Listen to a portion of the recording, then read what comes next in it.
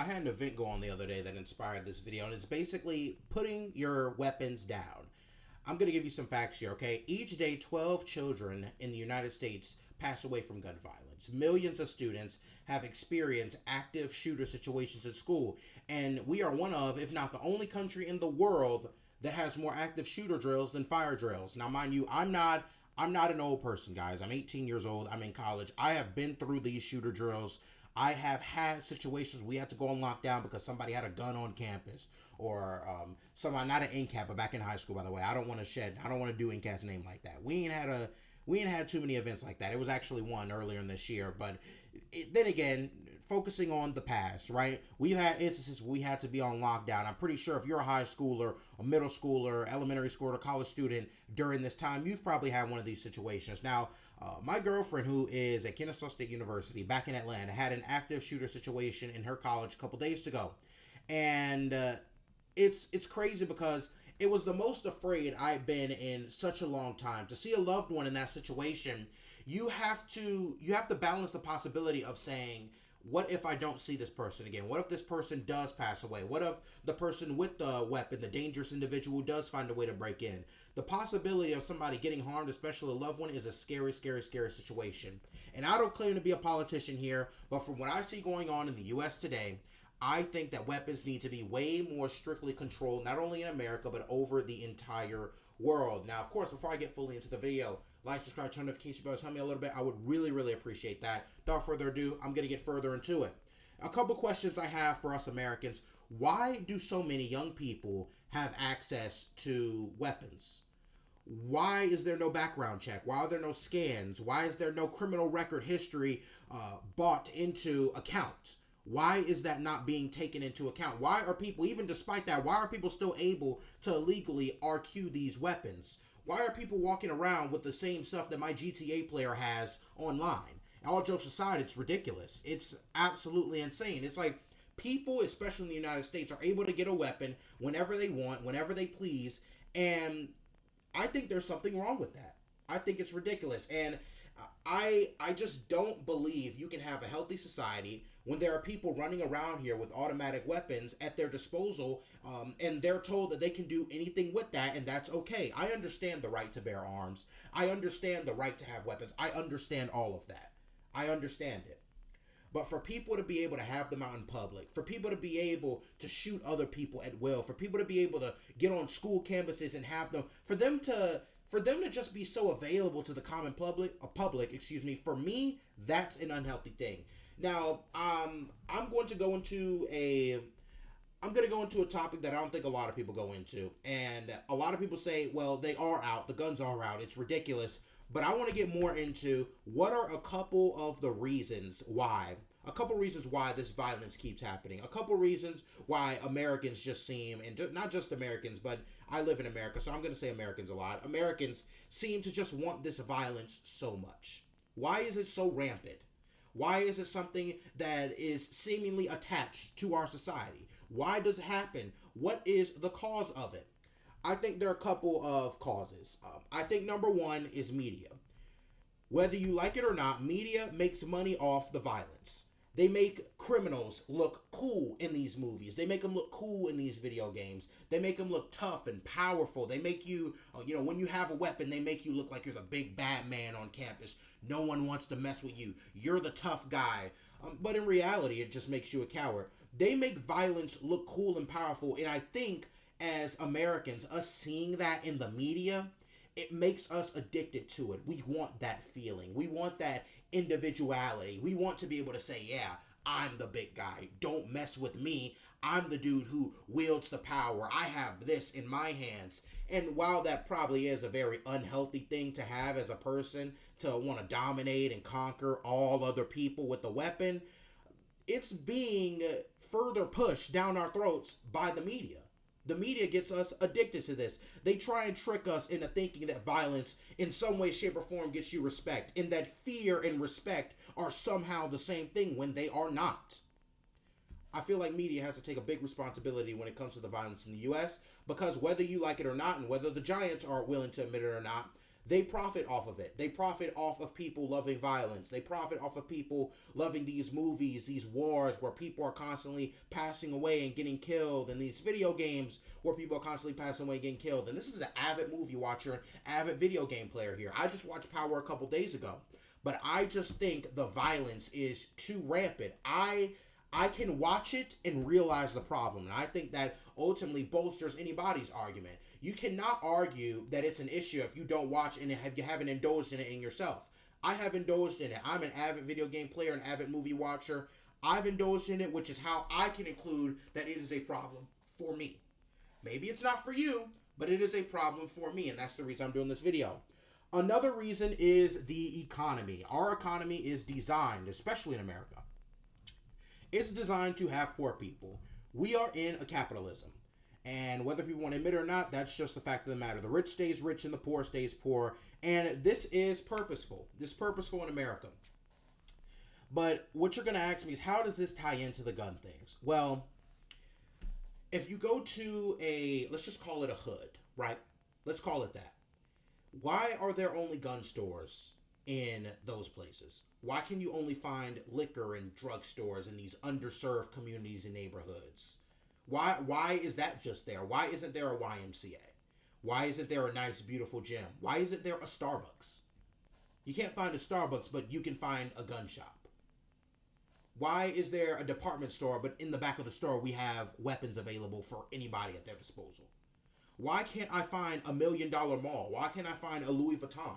Why can't I find any other place that does not provoke violence? Why is it only alcohol and guns available in these places?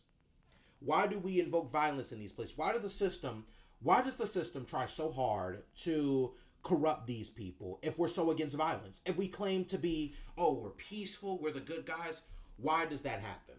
And I believe this as well. I think that this is a very simple explanation of the reasons and how it happens. I believe the system in which we live in gives this demographic, and by that I mean relatively underserved people in America. They give this demographic small little resources, right? And then the media teaches them that violence, and teaches a lot of us really, that violence is the only path. It's the only way to get what you want. Go ahead and sell this, that, and the third. You know what I'm talking about. Selling, I don't want to say sell drugs on YouTube, but that's what the media provokes. That's what the media invokes. They say, go rob this store. You'll get immediate money. Go do something illegal. It's a lot easier. You don't have to do it the legal way. It's shameful, and it's why so many people are resorting to these kind of things. And I believe 100%, I think this can be proven actually, that they want mainly African-American people and underserved African-American communities to go out, commit these crimes, and then be dead or in prison by the age of 25 years old or even younger. That's what happens in these underserved communities, guys. When you go to your next underserved community, you will not have a problem finding a weapon shop, a liquor store, a gas station. You'll find those three things. I promise you. I promise you. And then if you go into those people's houses, you'll see the movies they watch and the media that they indulge in. They look at the news. What does the news have? Violence. They look at their favorite TV show, their favorite show. What does it have? Some form of violence. Just think about it for a second. And the last thing, and I think this is something we are, I want to say all these things, we're all susceptible to these things. Not just people in underserved communities, we're all susceptible. And my last reason is we all have the wrong role models. The role models that media teaches us to follow are all wrong. We glorify them to the point in which we think we have to do the same things as them. We think we have to be them. Look at all the industries. Look at their big stars. And look at the things they do. You know, some of these big stars, a lot of them actually indulge in violence. They indulge in the things that the mass can agree are pretty bad things, are pretty messed up things. Yet the media teaches us to glorify these people. They glorify the gang activity. They glorify having shooters or having goons or having ops. They glorify harming people to rise up the ranks. I mean, it's kind of what corporate America is made out of. You've got to stomp on and dominate somebody else to get what you want. The media glorifies that, and it's totally not true at all. You know, I'm recording this video on YouTube right now. I'm doing what I want to do, and do you see me stomping on any other creator? No, you don't. Look, America's a democracy, but they secretly glorify a dictatorship. And it's sad to see. We glorify wanting to stomp on other people. We glorify wanting to be that guy, and whatever we say goes. And a word of caution, you should not, under any means, you should not in any way, shape, or form glorify these people that the media tries to push down your throats. I know you may like them. I know they may sound awesome, but you shouldn't glorify these people, man. You shouldn't glorify really anybody you don't know, to be honest. But you definitely shouldn't glorify the people the media tries to put down your throats, or the common media tries to put down your throats, especially not people who engage in violence, man. These nasty acts of negativity, bro, okay? I understand nobody's perfect. We're all probably going to get violent, all get in a fight. I understand that. But at the end of the day, the system is trying to profit off of it, just the way they profit off of things like wars. They profit off of jail inmates working for free. They profit off of the selling of certain drugs across the United States and outside of the United States. So please, as a word of caution, do not glorify these people you do not know, because you don't know what they're doing that you don't know. You don't know what they're doing behind your back or behind their own backs or behind somebody else's. That's the most basic way I can say it. They profit, and by they I mean the system again, they profit off of everyone that gets arrested. It's just another excuse to put more money into stopping crime, aka making themselves look a lot stronger. You know, why in the world do we have huge police vans on NCAT's campus? Why do we have that? Why are we going in thinking that somebody's going to do something so terrible that we're going to have to lock them up on campus? Think about this. If the United States wants to stop gun violence, why are we one of the leaders in weapons exports? Why do we have more gun stores in the U.S. than anywhere in the world? It's incredibly easy. It's incredibly easy to go and get a gun in the United States, yet we claim to be so against crime. Don't let these people fool you, ladies and gentlemen. It does not make sense, but it does. They tell you that, we're going to protect the people of the land. We care so much. Bro, come on. To me, it's common sense, and I hope I've explained it in the most clear way possible during this video, because this is a really deep topic for me, man. I know a lot of people who have lost some friends to gun violence. I actually lost one of the first guys I met in middle school to gun violence. That was a terrible, terrible experience. I've had a couple people in those situations who were really, really afraid for their lives. I thank everything that they're alive today, but man, it's a big topic for me, so I just want to make sure that everything is clear here. I don't want to blame anybody. I'm not calling anybody out. I'm not doing any of that kind of stuff. All I'm doing is shedding light on things that need to stop to make our world and our country a better place. Now, speaking of that, I know everybody goes into the bad issues, but I want to go into how we can solve it. And what people may not know, I think we know, but I don't think people act as much.